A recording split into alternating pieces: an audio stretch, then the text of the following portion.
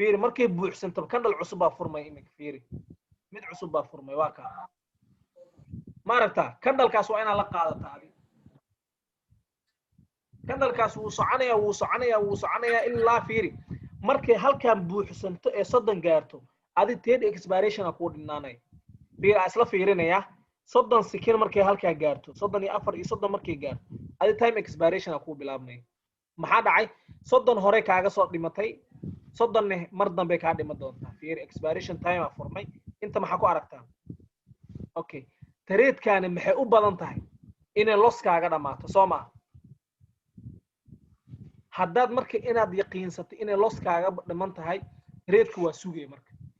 goorma marka go'aan ka qaadanaya waa fiiri halka maxaa ku aragtiin kor fiiri 11 10 9 kulli way isleeyihiin marka fiir hadda aniga faa'iido ugu dhamaanooya sababta martangal ugu qaadanay maxay tahay martangal uma baahni marka muxuu ku dhamaaday guul ku dhamaaday marka hadduu guul ku dhamaaday adi marka waad guuleysatay trade-kaas trade kale u gudbay waa 1 minute ka fiiri